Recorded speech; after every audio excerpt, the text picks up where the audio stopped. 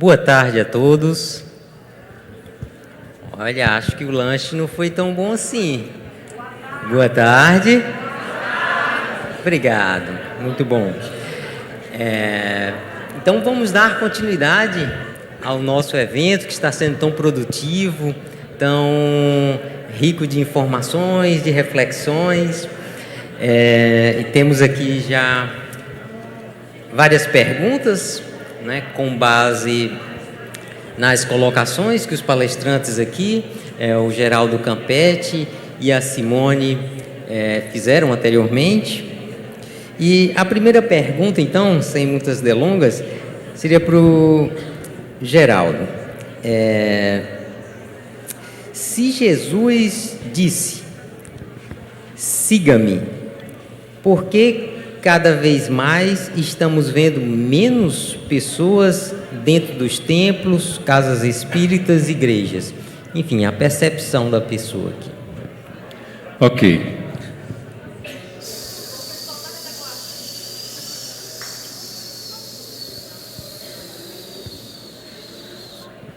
É só um exercício de respiração. No livro Nosso Lar, Emmanuel, quando apresenta o novo amigo André Luiz, ele coloca que nós temos necessidade do espiritualismo, que nós precisamos do espiritismo, mas nós precisamos muito mais de espiritualidade.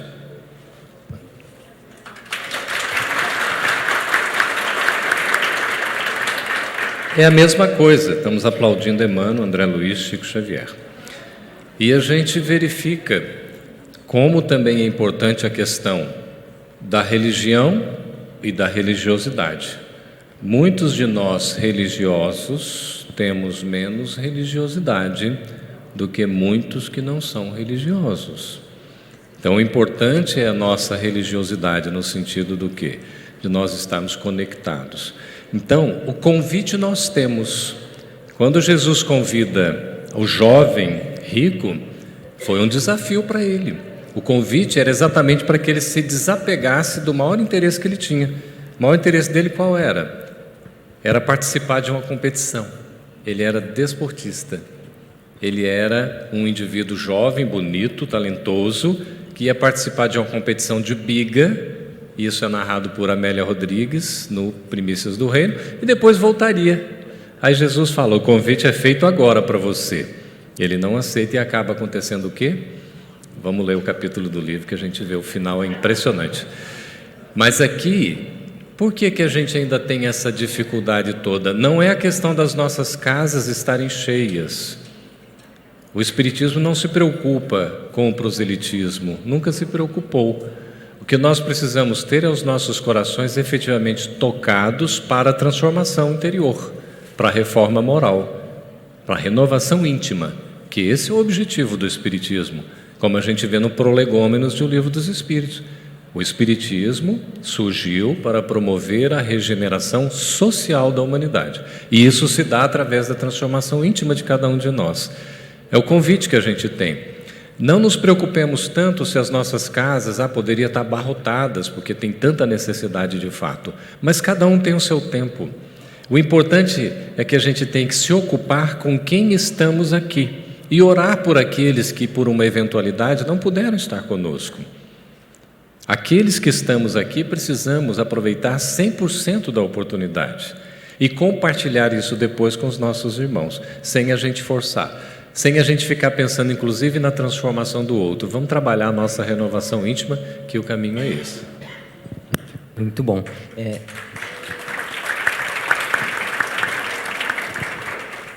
Gostaria até de complementar, se me permite, na obra A Viagem Espírita, de 1862, o Kardec, inclusive, coloca que certas práticas não seriam adequadas dentro do templo, da casa espírita, uma vez que a doutrina se propõe a ser um conhecimento que pode e deve ser abraçado por pessoas de diferentes religiões, né? Então, o católico não precisa ser católico deixar de ser católico, ou muçulmano, ou judeu, para abraçar os conhecimentos que a doutrina espírita oferta. Na verdade. Só que complementando, fica à vontade para falar, que bonito. O Espiritismo também, conforme Allan Kardec coloca para nós na terceira parte, na conclusão de O Livro dos Espíritos, ele tem 3 fases da revelação espírita. A primeira é a da chamada fenomenologia, quando dos fenômenos, das mesas girantes, para poder atrair a questão da curiosidade. A gente logo fica curioso, não é isso? Foi assim que despertou. Nós vamos ver agora no filme Allan Kardec, a partir do dia 16 de maio, exatamente isso. A segunda fase é a parte do estudo, da reflexão, da filosofia. É quando a gente começa, né? Primeiro, a gente entra no Espiritismo, depois o Espiritismo entra na gente. A gente começa a sentir, a refletir, e depois, finalmente, o Espiritismo vai sair de nós. Como? A terceira fase é quando nós conseguimos vivenciar a mensagem. Então, isso é fundamental também, né? Obrigado. Se desejar complementar em qualquer momento, fique à vontade. Sobre autoconhecimento. Dependendo das situações, a pessoa pode se apresentar indiferente, exaltada, ou embotada, ou enobrecedora. Não tem um só padrão definido. O que você acha? Se você pudesse falar algo mais sobre expandir o processo para a caminhada enobrecedora. Claro. Do que eu entendi, há um relato no sentido de que a pessoa se sente estável, né? Em determinado momento se encontra num padrão. Sim, sim. Então, eu imaginei que essa pergunta fosse surgir, por isso que eu nem desenvolvi muito ali no momento da explanação. Mas é possível, vamos imaginar um dia de hoje, né? Que a gente chega um pouquinho mais reservada no ambiente, não conhece as pessoas. Os nossos grupos de estudos, né? Aqui a grande maioria frequenta grupo de estudos. No início do ano não é assim, a gente fica mais retraído, né? Ok, uma característica que o ambiente está nos sugerindo, enfim, ou eu estou dando essa resposta para um ambiente que eu não conheço, então eu me reservo um pouco mais. Mas não é a minha característica. Sou uma pessoa sociável, não tenho rompantes. Mas, pelo que eu entendi aqui, a pessoa pode apresentar-se, ela vai ter uma dessas mais saliente, certo? Porque eu posso ter, sim, uma atitude hoje de bom senso, ter uma atitude equilibrada, mas ainda vibra em mim muita impulsividade, muita indignação, muita raiva, como nessa fase aqui que ela coloca do exaltado. Eu ainda arrumo muita confusão porque o meu ego ainda está no comando. Mas há momentos em que eu fico quieto, por exemplo, não me envolvo em alguma situação embotada. Pode ser que eu também não fale algumas coisas a meu respeito, ou o que eu estou sentindo, ou o que me motivou. Mas quem é embotado, ele não muda da água para o vinho, da noite para o dia. Uma pessoa que vem mantendo por muito tempo e por muitos anos essa característica de retraimento e de não compartilhar o que sente. E aqui, já engatando a outra, né, para falar um pouco mais sobre expandir o processo para a caminhada enobrecedora, é o que todos nós viemos fazer na Terra. E é muito difícil virar a chave ou subir esse degrau numa única encarnação. Então, é processo. E nós temos dificuldade de lidar com o processo. Nós queremos o resultado. Nós queremos a chegada, né? Nós não queremos... Às vezes as pessoas nos convidam para viajar, mas elas não querem percorrer o percurso, elas já querem chegar no lugar. Não funciona assim com o nosso processo evolutivo. Então, nesta encarnação, por exemplo, vou citar uma questão pessoal. Eu cheguei aqui já faz um tempinho, não vou dizer quanto tempo faz, não, acho que não precisa. E eu era... Nem há 3 décadas. Bem mais retraída. Sou uma pessoa reservada, eu não sou extrovertida, mas era uma pessoa bem mais retraída. E eu decidi que eu não queria ser retraída. Eu entendi que nesta encarnação eu tinha vindo para trabalhar a espontaneidade. Quando eu entendi isso, já tem mais ou menos uns 20 anos. Quer dizer que eu tenho aproximadamente uns 25, tá? Estamos aí até hoje trabalhando. Então, estar numa atividade como esta hoje e me colocar à disposição da comunicação, né, colocando a fala como instrumento para trabalhar dentro da doutrina espírita, né, porque a gente vai fazendo várias exposições, eu me coloquei numa atividade que eu sabia que seria extremamente desafiadora. E tô indo, né? Não está ruim. Dá uma gastura, né? Dá uma gastura. Mas quando nós entendemos a imperfeição que precisa ser trabalhada na encarnação, ou as imperfeições, nós vamos trabalhando, e isso vai décadas. Porque exige o que é segurança pessoal que nós falamos. Essa enobrecedora que a Joana fala, isso aqui é segurança pessoal, é autoestima. Então, não é tão rápido assim. Nós estamos falando de comportamento humano e precisamos lembrar que não são 4 décadas, 5 décadas, são milênios.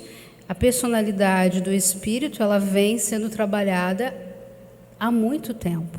Então, nós temos aí características de personalidade que atravessam muitas encarnações, padrões que nós repetimos. Então, não dá para ter muita pressa, mas tem que ter esforço, dedicação. Mas eu vou aqui transitar mais em uma categoria do que em outra. Exaltado e apaixonado estão juntas. Estão ali, prima e irmã. O embotado não. Está no início. Mas é um espírito que eu preciso pensar. Talvez calejado. É um espírito que está ressabiado, machucado, ferido, que sabe que, de repente, em outras existências, as atitudes que ele teve, as escolhas que ele tomou, comportamento às vezes mais agressivo, mais impulsivo, lhe causou prejuízos e aos seus, então ele se recolhe, como se fosse um combinado. Olha, dessa vez eu não vou abrir a minha boca para não criar mais problemas para mim. Entendeu?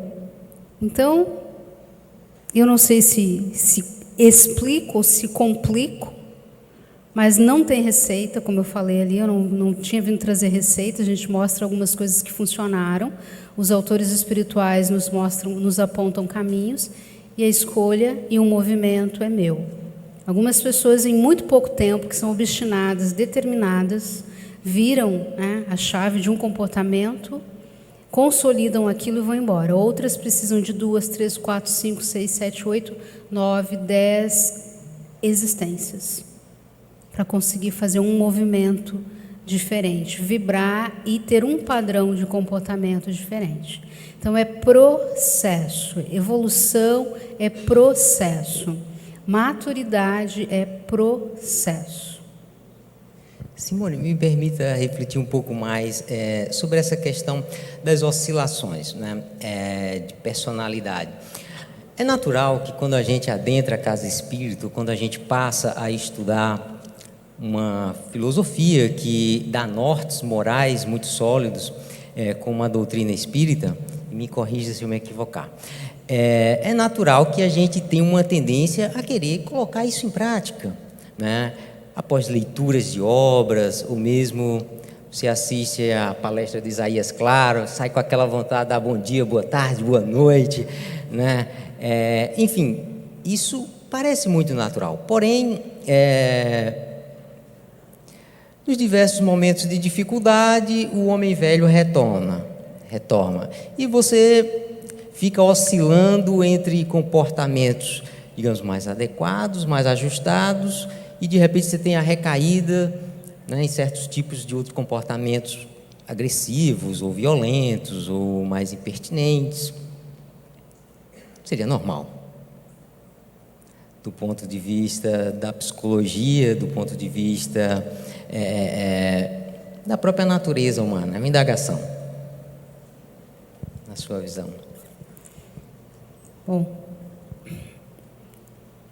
nós adotamos um modus operandi e seguimos com ele. Eu acho que o que nos falta muito é autoconhecimento mesmo. Porque claro, as oscilações elas fazem parte do ser humano. E quando a gente fez ali aquela analogia do samurai, foi para falar, né, dessa dualidade que ainda existe em nós. Mas o controle disso está na minha mão. Entende? Vamos imaginar que é o exercício que está sendo proposto de reforma íntima. Que eu sou uma pessoa encrenqueira. Já detectei que eu sou encrenqueira. E lá em casa eu era encrenqueira, tá? Só cá entre nós que a minha mãe nem está vendo esse negócio, eu acho. Está no cafezinho. Sabendo. Ninguém vai ficar sabendo. Exatamente, ninguém vai ficar sabendo. Mas encrenqueira no sentido assim, questionadora. Né? Mas por quê? Quase ninguém gosta de criança questionadora, não é? Ai, meu Deus. É porque e assim vai. Mas eu sempre fui muito questionadora, e as pessoas entendem por encrenqueira. Mas vamos imaginar que eu fosse aquela encrenqueira que a Joana coloca no livro, né? Ela traduz diferente as coisas, ela interpreta de acordo, né, com a sua conveniência. Mas se eu já entendi isso, e eu entendo muitas coisas, como eu falei da questão da timidez, né, do retraimento. Quando eu estou dentro de uma doutrina que aponta caminhos, eu preciso me responsabilizar com o meu processo de transformação. E aí eu seguro a onda. Vamos imaginar, e acontece toda semana, alguma contrariedade na casa espírita, não é? Algo que você pensou que podia ser feito daquele jeito, aquela caixa de som não era para estar ali, eu queria que ela estivesse aqui, mas aí o Geraldo chegou e colocou ali. E pode ser que, na hora de pedir, me falte um pouco de polimento, de educação, né, de delicadeza. E eu falo com ele como se ele fosse um empregado, e ele é só um companheiro de jornada espírita. Mas eu, distraída, desavisada, mas se eu estou num processo de transformação e eu sei que eu tenho que ter cuidado com as contrariedades do caminho, a minha abordagem com ele vai ser policiada, eu vou fazer isso de um jeito diferente. Então a gente tem que colocar a palavra autorresponsabilidade dentro disso tudo, porque senão parece que sempre fica fora, e a decisão, a escolha é dentro de mim. Então, se eu tenho comportamentos instintivos e impulsivos, eu vou começar a me trabalhar. Se eu sou uma pessoa extremamente crítica, estou sempre colocando defeito nas coisas, e eu já entendi que isso não é caridade, né? Eu preciso segurar a língua, não é? A gente fala muito lá na minha terra que a gente chama de bocuda a pessoa que fala assim. Não sei como é que vocês chamam por aqui, mas não tem a pessoa bocuda? Que não segura, não tem freio na língua, né? Porque a língua corre adiante do pensamento, ela não faz uma reflexão. Então é autoconhecimento que ele coloca ali. Eu preciso me responsabilizar. Aquelas 76 emoções que nós nem sabemos onde estão em nós, né? A média, nos prejudica muito. Então, eu posso usar o desconhecimento como uma grande desculpa. E eu acho que isso é um perigo muito grande. A informação ela está em nós, ela está ao nosso alcance, nos disse Joana de Ângeles. Então, por que a gente não faz o movimento de ir lá pegar? Porque exige de nós uma mudança de paradigma muito grande. Porque aí eu não posso colocar na conta de mais ninguém. Vem para a minha conta. Então nós temos assim, condições. O ser humano é brilhante, uma criação fantástica. Tem todos os recursos. Nunca se teve tanta informação como agora. Acesso à informação. Acesso a ferramentas de autoconhecimento, e eu não estou falando só da psicologia, não. Por que nós não utilizamos? porque é mais fácil eu terceirizar a responsabilidade, né? Eu não sei se eu sou embotada, eu também não sei se eu sou exaltada. Eu queria tanto ser enobrecedora. Então, levanta e anda na direção daquilo que você quer se tornar. Simone, eu estava me recordando aqui daquela história do índio norte-americano, não sei se vocês conhecem, já ancião, experiente, e que alguém procura e pergunta para ele como é que ele estava já naquele nível de evolução, de entendimento e tudo, e ele diz que tinha dentro dele 2 cachorros. Um era bom, o outro era mau, mais bravo, aquela coisa toda. E aí o jovem pergunta para ele, né, como é que era essa situação. Diz, os 2 estão sempre brigando. Mas qual é que vence a luta? Aquele que eu alimento mais frequentemente. Então, quando a gente traz para a nossa realidade, essa dicotomia ela é constante. Lembra daquele anjinho que a gente via no desenho animado? E um diabinho também, né? Estão vendo a cena aí, estão imaginando, né? Que é exatamente esse ponto. A gente ora está influenciado aqui, ora acolá, como é que vai fazer? Quando Jesus perguntou, né? Que dizem quem sou eu? Que dizem os outros quem sou eu? Né? Aí os apóstolos estavam lá, responderam. Uns dizem que é Jeremias, outro Elias, João Batista e tal, né? E aí Jesus pergunta, e vocês? O que dizem sobre mim? Quem sou eu? Aí Pedro, inspirado pelo Espírito da Verdade, diz, tu és o Cristo, Filho de Deus, vivo, o Salvador. Aí, nesse instante, Jesus fala que Pedro respondeu sob a inspiração superior. E depois Jesus vai relatar, está em Boa Nova isso, a necessidade do acontecimento, do Calvário, da caveira, toda aquela crucificação, aquela coisa toda. Pedro, peraí, Senhor, nada disso, nós não vamos deixar acontecer isso com o Senhor, não. Que é isso? Se for preciso, não vamos desembainhar a espada aqui, vamos sair na guerra. Aí o que Jesus respondeu para ele? Cala-te, porque quem fala por vós agora é Satanás.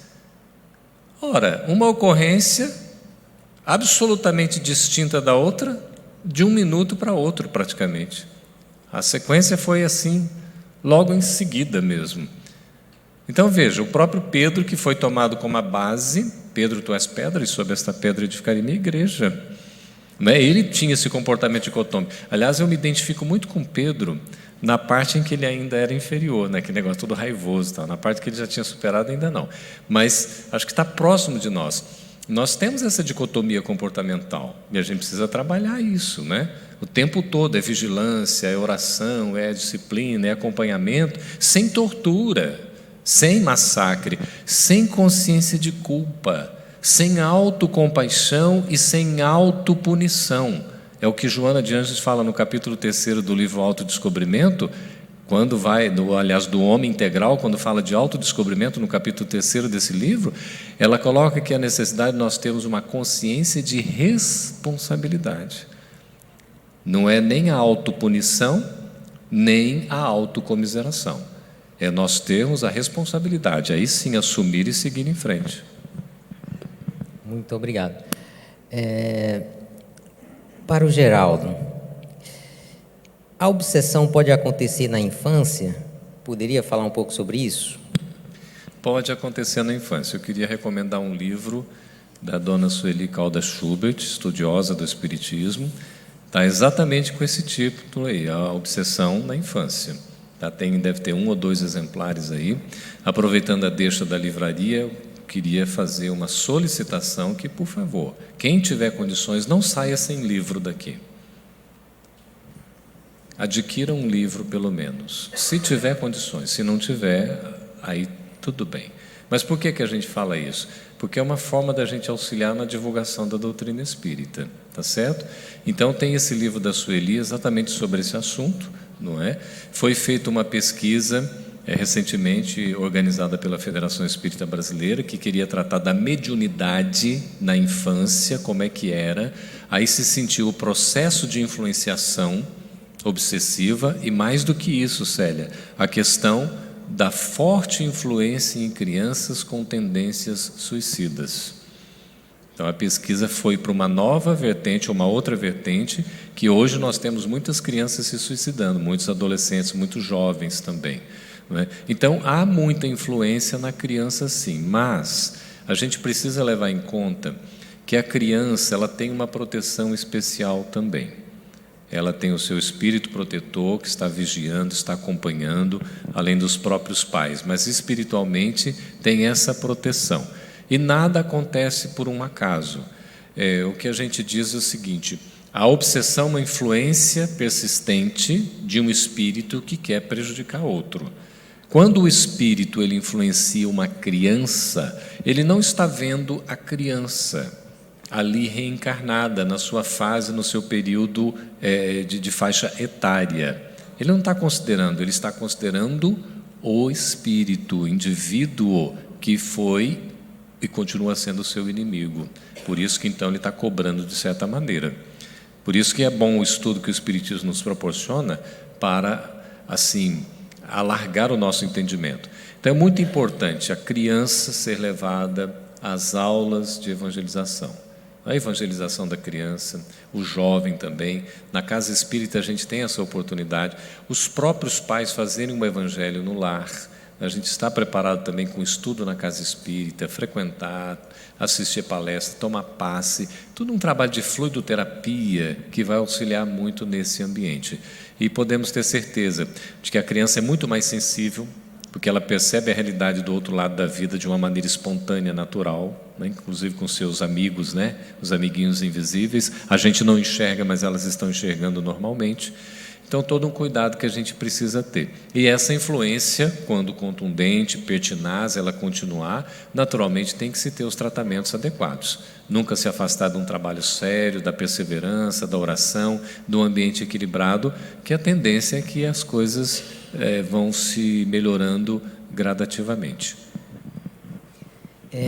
Os casos de obsessão, as causas, né, a gente normalmente encontra na literatura como sendo, às vezes por afinidade, né, nos adultos, afinidade com os vícios, com a forma de vida e etc.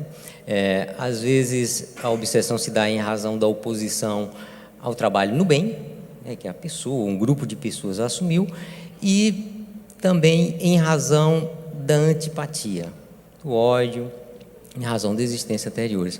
Parece-me que o caso das crianças, da obsessão na infância, estaria possivelmente relacionado mais com casos relacionados a vidas anteriores, né? O que reforça a necessidade de, desde cedo, os pais espíritas introduzirem seus filhos no conhecimento espírita, né? Vilton, é tão interessante que alguém estava vendo um livro ali sobre evangelização em bebês. Foi alguém aqui de nós aqui, não é? Eu não sei nem se tem mais alguns exemplares, mas é tão interessante a própria evangelização em bebês. A gente já tem hoje, né, na própria evangelização espírita infantil, antes começava no maternal, não é isso? Jardim, então começava ali com 3 anos. Hoje já se faz evangelização bebê, recém-nascido já está indo na casa espírita. Não é? Já está sendo evangelizado. E a mãe, o pai evangelizando a criança ainda, né, intrauterina, sem dúvida alguma, tem toda uma sensibilidade. E é muito natural acontecer, só pegando o gancho, André Luiz explica isso, no processo da reencarnação, a mãe sofreu uma influência muito grande, porque o espírito que vai reencarnar, ele traz uma carga, é natural. Ele traz as emoções, traz inclusive essas influências que podem acontecer. Então tem que ter toda uma preparação adequada, né, para que a coisa aconteça da forma o mais natural, né, mais harmônica possível. Muito obrigado. Então, para Simone, como podemos auxiliar nossos familiares embotados e como podemos acessá-los para que se libertem de pensamentos suicidas e também amenizar suicídio na adolescência, talvez reduzir os suicídios na adolescência?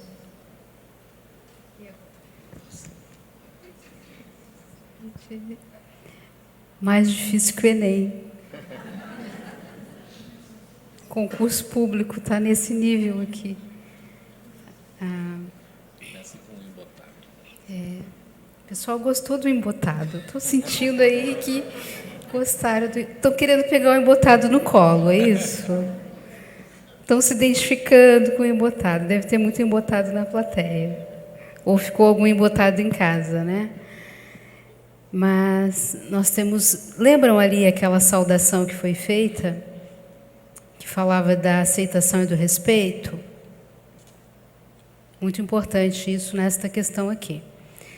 Porque na tentativa de ajudar, e um pai, uma mãe, por exemplo, né, ou sei lá, pode ser uma irmã, um companheiro, companheira, enfim, né, um nosso par romântico, alguém que nós gostaríamos que fosse diferente. Então, tem que ter muito cuidado, porque isso tem que estar causando um prejuízo para a pessoa e tem que partir dela uma necessidade de mudança.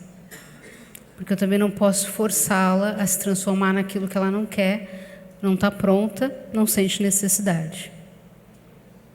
Certo? Porque nós vamos estar cometendo um outro tipo de violência, né?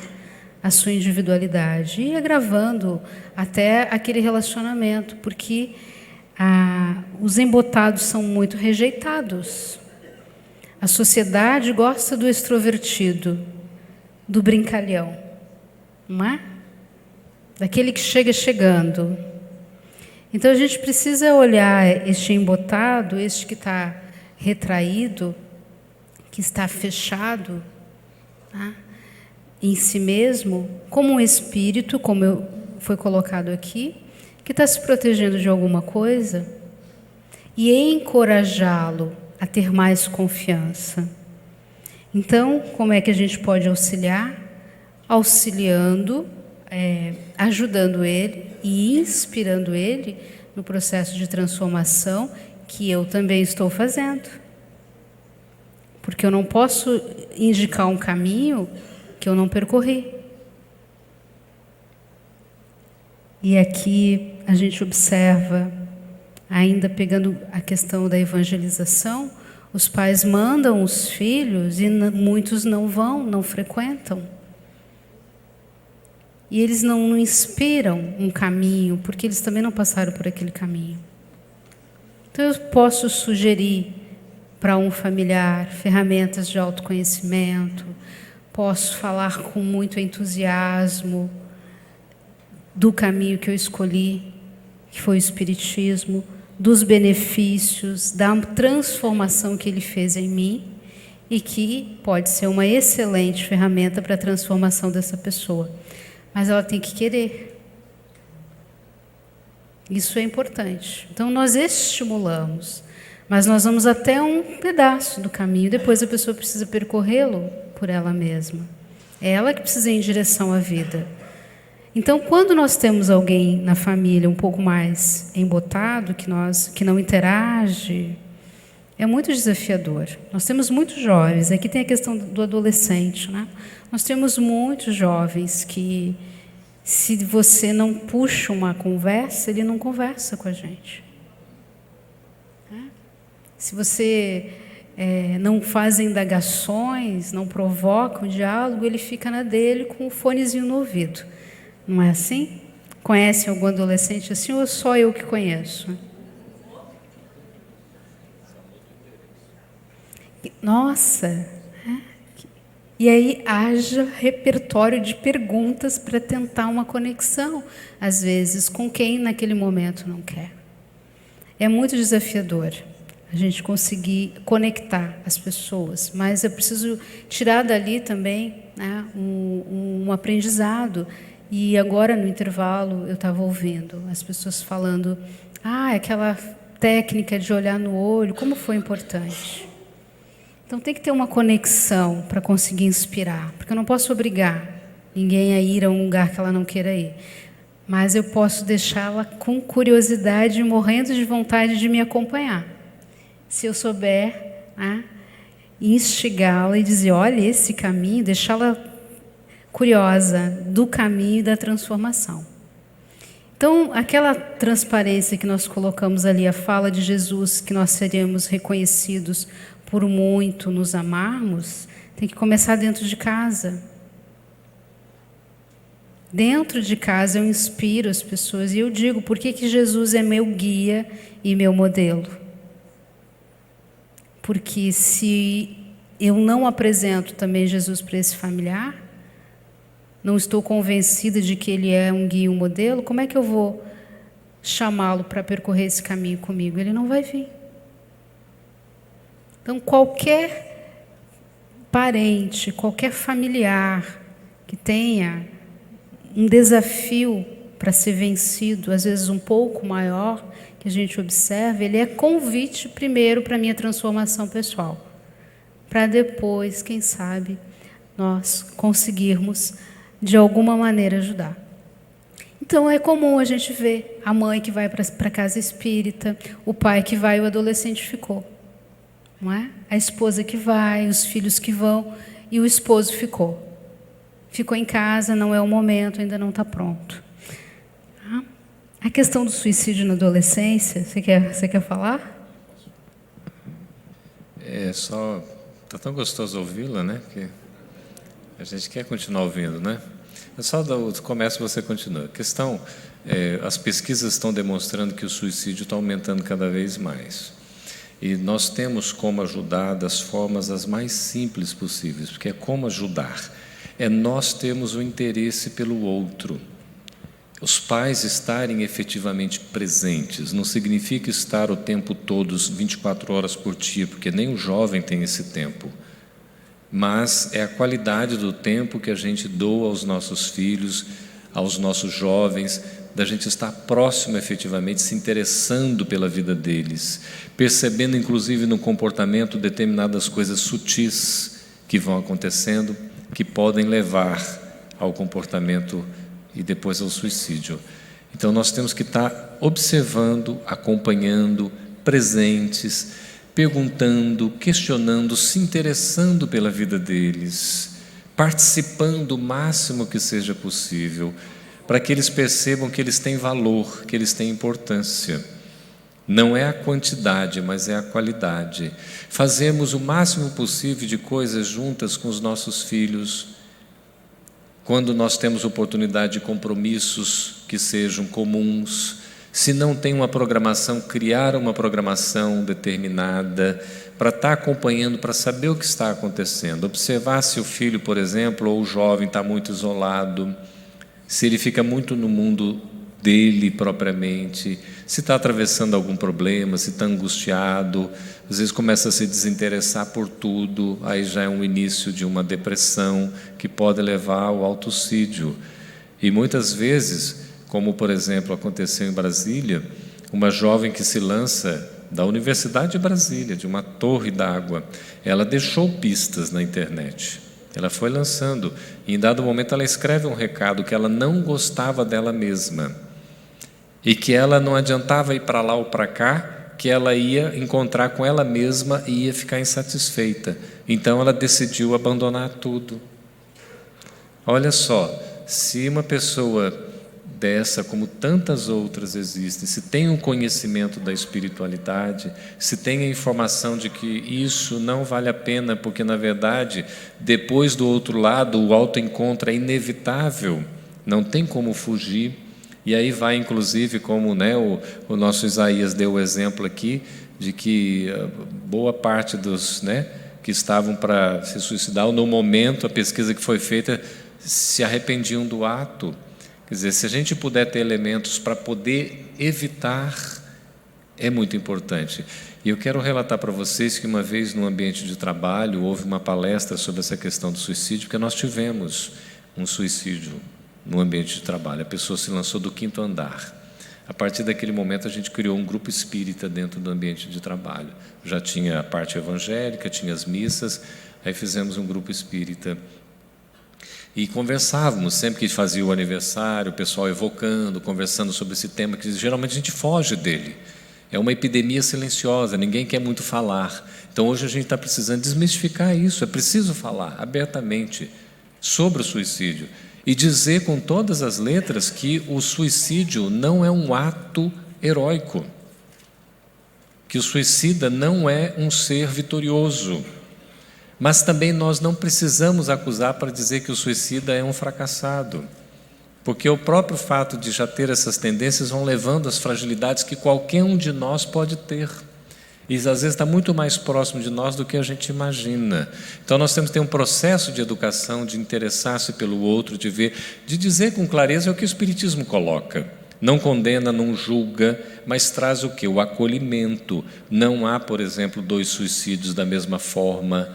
Mesmo que ambos cometam o mesmo ato, as consequências serão diferentes para cada um.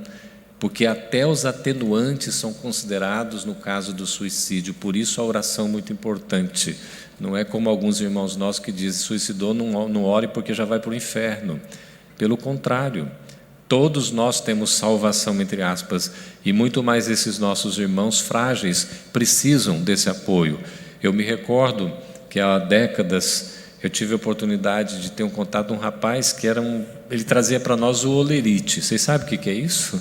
É da época de vocês, né? De alguns nossos. Ele trazia sempre o contra-cheque, era entregue em mão. E esse nosso irmão já, à época, tinha uns conflitos emocionais muito grandes. E eu me lembro de uma cena em que tinha apenas um filho, então estava com a mãe do meu filho, né? E nós assim num ambiente de um shopping de alimentação e esse rapaz isolado numa mesa, sozinho. Eu olhei assim, não fui até ele. Na semana seguinte ele foi para São Paulo, deixou tudo preparado, inclusive a volta do corpo. Ele se suicidou. Um outro rapaz nos procurou e disse assim, certa feita: olha, você tem como me abrigar na sua casa? E eu não tinha condições. Eu estava com os meus filhos e estava com a minha irmã. Eu falei: não tenho condições, mas podemos ajudar de alguma maneira e tal. E era um rapaz que tinha condição socioeconômica até boa, mas tinha dificuldade com os pais. Também na semana seguinte ele se lança numa moto de encontro a um caminhão. Eu fiquei pensando, né? O que eu poderia ter feito? Será que eu poderia ter feito alguma coisa? A gente sempre tem essa sensação quando acontece. Dá uma fragilidade, dá uma sensação de impotência, não é? De falência, de que nós não demos conta. Porque quando alguém tira a sua própria vida, não é só, digamos, um estado lamentável para aquela pessoa, é para a família, é para os familiares, é para os amigos, não é? É para um ambiente de trabalho daquela pessoa, é para a sociedade de um modo geral. Nós estamos fracassando, porque a vida tem o seu valor e merece ser dignificada. É o maior patrimônio que a gente tem, o primeiro direito que a gente tem de viver. E a gente vai aprendendo gradativamente. Então, olhar com mais atenção. Os estudiosos do assunto, eles dizem que é uma epidemia silenciosa, e com uma pergunta a gente pode salvar uma vida: o que eu posso fazer por você? Então chegue, mesmo assim, se teve uma sensação, meus irmãos, teve uma intuição, mesmo que tenha uma resposta atravessada, pelo menos você vai estar de consciência tranquila. Olha, eu estava com intuição, cheguei, não conhece a pessoa às vezes, mas mostre uma simpatia, quem sabe, né? Como o nosso Isaías falou, você começa a conversar, de um assunto vai para outro, de repente você se torna até amigo. Eu me lembro da pessoa comentando recentemente em que na Câmara dos Deputados ele fez esse depoimento. Agora nós estivemos lá na terça-feira, no Dia Nacional do Espiritismo, foi uma homenagem especial, né? Foi muito interessante o evento em si, com deputados jovens, inclusive uma daqui de Santa Catarina, de Chapecó, né? E o outro deputado do Rio Grande do Norte, muito novos, fazendo esse trabalho, e o senador também, que também é jovem. Muito bonito o trabalho. E estivemos lá, a federação, outras entidades, foi ótimo. E um rapaz de São Paulo, ele disse assim, né? Que estava fazendo uma abordagem no YouTube e disse assim: se você está pensando em se matar, em tirar a sua própria vida, espere apenas 1 hora. Aguarde 1 hora só. Fique aqui comigo. Aí então ele fez a abordagem lá, a fala e tal. Depois a pessoa escreveu para ele: você salvou a minha vida. Não apenas 1 hora, mas essa hora me fez refletir em tudo que você está falando e eu mudei de ideia. Muito bem, o tema suicídio é um tema para um evento inteiro, dada a complexidade das causas, né, e dos fatores psicossociais, mas eu gostaria de agregar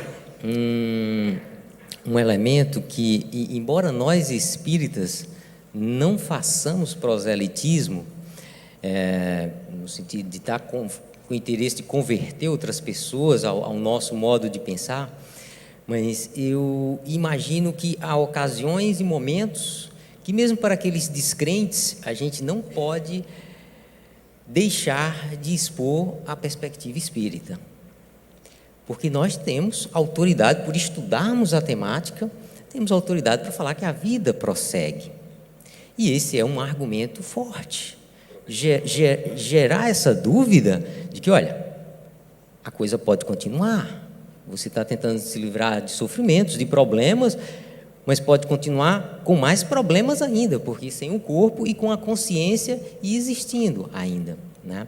E um outro comentário que eu gostaria de fazer em relação aos jovens,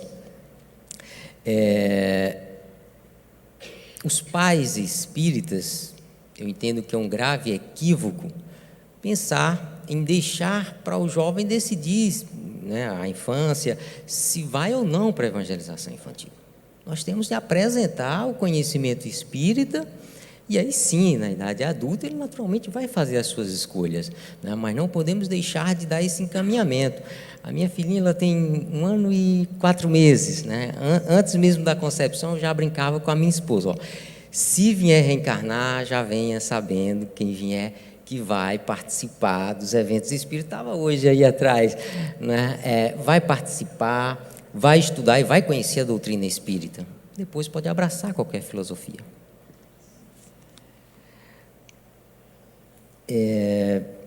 Depressão é um estado obsessivo ou uma doença física? Ambas as coisas. Nós não podemos simplesmente dizer porque a pessoa está depressiva que ela vá ao centro espírita, faça desobsessão e o problema está resolvido. A gente precisa diagnosticar com estudos sérios, inclusive com a necessidade de medicamento em muitos casos. Há espírita depressivo? Por aí a gente vê. Há espírita que depressivo toma medicamento? Sim, porque há uma necessidade. Porque existe a questão fisiológica, física, existe a questão orgânica, existe a questão psíquica, isso não pode ser desconsiderado, emocional. Evidentemente, nesse fator depressão, nós temos um forte componente de influência espiritual.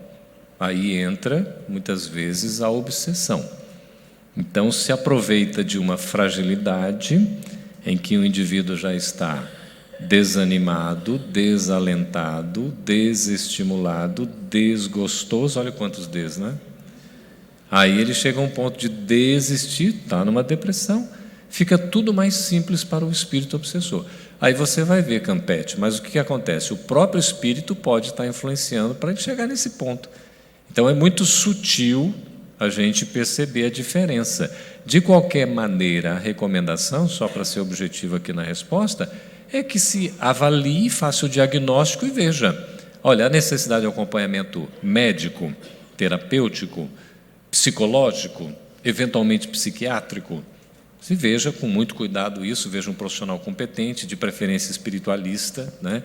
Ou um materialista muito competente, mas que vai fazer o tratamento do ser de uma maneira o mais integral possível, né? Que isso a psicologia nos ensina, a gente vê quando, além da questão material, e também um acompanhamento na casa espírita, né? Todo um suporte, um tratamento, né? A terapia que se faz em termos, né, da terapêutica espírita nesse sentido, com a fluidoterapia, né? O trabalho de desobsessão. Eu me recordo que eu tive um problema ciático uma vez, foram 2 crises, a segunda eu fiquei 3 meses sem andar, eu relato isso em algumas palestras, está por aí no YouTube. E a segunda crise que eu tive foi mais intensa, eu fiz tratamento espiritual durante 10 semanas, parece coisa, né, de amor assim, né? Aquela 9,5 semanas de amor. Foram 10 semanas, toda quarta-feira, no centro espírita, fazendo tratamento espiritual. Então, os amigos espirituais, o OS dos orientadores, colocavam um aparelho para eu andar, e os OS dos obsessores colocavam um aparelho para eu não andar. Então, é uma coisa impressionante, né? Então, tinha, além da questão física propriamente, tinha uma influência espiritual muito grande. não é? Não era um caso propriamente depressivo, era um caso físico, mas aí envolve uma série de outras coisas. Porque, na verdade, a parte emocional psíquica, eles pegam o nosso ponto fraco, né? No meu caso, aí foi o ciático, que estende até a ponta do dedão. Quem tem ciático aqui? Todo mundo tem ciático. A questão é quem tem dor no nervo ciático. Aí é colunável, sabe como é uma beleza, não é? Então, a gente vai fazendo os tratamentos necessários, acompanhando, inclusive, espiritualmente, mas sem descurar da parte da medicina terrestre, evidentemente, que nos dá um bom suporte. Com certeza. Gostaria de fazer algum comentário. Ainda temos algumas perguntas, mas, dado o avançado da hora, vamos encerrar esta mesa, mas teremos uma outra com todos os palestrantes, né, ao final, e aí possivelmente resgataremos as perguntas que não foram contempladas. Agradeço o Geraldo Campetti, a Simone Ferreira e a todos os senhores e senhoras que nos prestigiam com a sua audiência. Muito obrigado. Muito obrigado ao Wilton Freitas, que mediou, e também aos palestrantes Simone Ferreira e Geraldo Campetti.